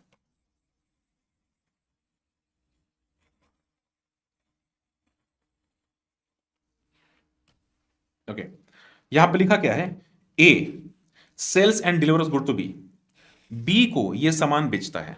ठीक है, B को सामान बेचता है, ए सामान बेचता है बी को। C afterwards request A to forbear to sue B for the debt for the year. A ने बोला कि तुम ना बी को कुछ उधार बकाया होगा, बी को जब गुड्स डिलीवर कर रहा है, तो ए क्या कर रहा है, ए बी को गुड्स डिलीवर कर रहा है। तो गुड्स डिलीवर के केस में हो सकता है कि बी ने उसके गुड्स की पेमेंट नहीं कर रखी होगी, तो सी बीच में आ गया। सी ने बोला ए बी का जो बकाया है ना, बी को स्यू करना तुम बंद करो। ठीक है, तुम मत करो बंद, 1 साल के लिए, तुम 1 साल के लिए इसको टाइम दे दो। एंड प्रोमिसेस कि अगर सी नहीं पे करता है, ठीक है, अगर बी पे नहीं कर पा रहा है, उस केस में सी पे करेगा। 1 साल के लिए तुम इसको छोड़ दो, अगर 1 साल के अंदर में ये पेमेंट नहीं कर पाया है तो मैं पे कर दूंगा। उस केस में बी ने डिफॉल्ट कर दिया, 1 साल के बाद भी इसने पेमेंट नहीं करी, उसके बाद अब क्या होगा, ए पहुंच जाएगा सी के पास में कि हाँ अब तुम पेमेंट करो। तो इस केस में क्या है, ये सफिशिएंट कंसिडरेशन है, जो पेमेंट है मतलब कि वो कंसिडरेशन सफिशिएंट है। इसके बाद का एग्जांपल है, A sells and delivers goods to B, C afterwards without consideration agrees to pay for them in default. अब यहाँ पे कोई कंसिडरेशन है ही नहीं। ठीक है, यहाँ पे जब कोई कंसिडरेशन है ही नहीं, तो उस केस में जो कॉन्ट्रैक्ट है वॉइड हो जाएगा। तो कंसिडरेशन का होना नेसेसरी है। एग्जिस्टेंस ऑफ लाइबिलिटी, लाइबिलिटी भी होनी चाहिए।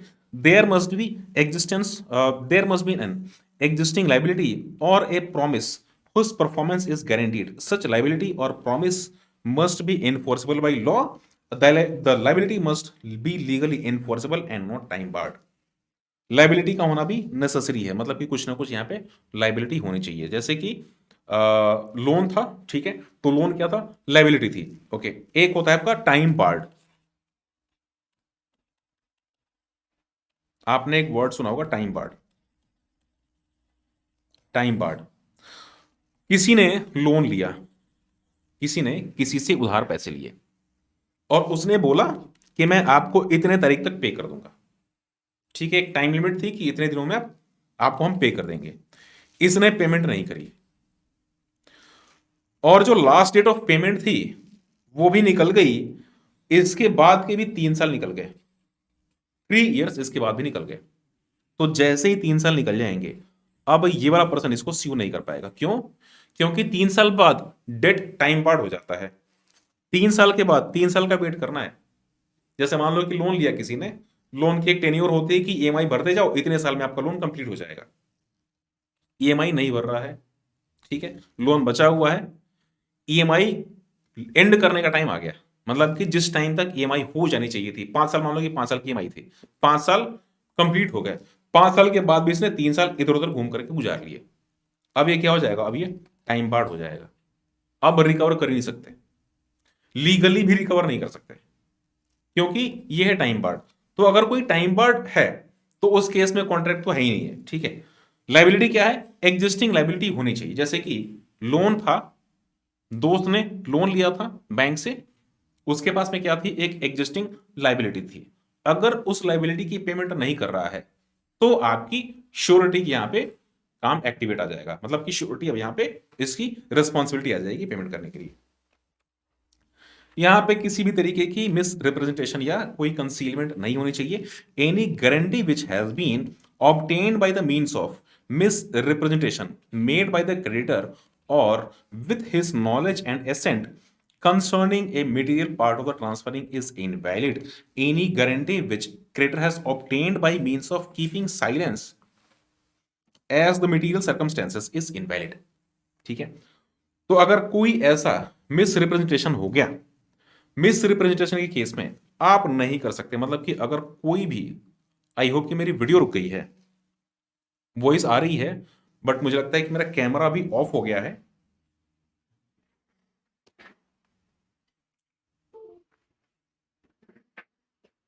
ओके, मेरा कैमरा भी ऑफ हो गया है, तो मेरी, ठीक है, एनीवेज क्लास अभी यहीं पे मुझे लग रहा है एंड करना पड़ेगा, क्योंकि कैमरा ऑफ हो गया है, मेरा फेस तो दिखेगा नहीं। ठीक है, तो ऐसा करते हैं कि हमने बस एग्जिस्टेंस ऑफ लाइबिलिटी यहीं तक करते हैं आज। ठीक है, यहां तक जो हमने करा हुआ है बस यहीं तक हम करते हैं आज, एग्जिस्टेंस ऑफ लाइबिलिटी। इसके बाद जो पॉइंट नंबर फोर्थ है, point number fourth, then fifth, six, ये 3 पॉइंट्स आपके बचे हुए हैं 4, 5 एंड 6 के इसमें, तो छोटे छोटे पॉइंट्स हैं, बाकी पॉइंट्स हम कल कर लेंगे, ठीक है, अगली क्लास में कल। तो फिलहाल मैं आज की क्लास यहीं पे मैं एंड कर रहा हूं, मिलते हैं फिर नेक्स्ट क्लास में कल। और कल चांसेस बहुत ज्यादा हैं कि ये भी चैप्टर आपका खत्म हो जाएगा। आपकी तैयारी जो है वो करते रहिए, ठीक है, और पीछे से जो भी तैयारी है करते रहिए, एंड आई होप कि अच्छे मार्क्स से आप जल्दी क्लियर कर लेंगे। तो मिलते हैं फिर नेक्स्ट क्लास में। चलिए, take care, bye and see you again in the next class.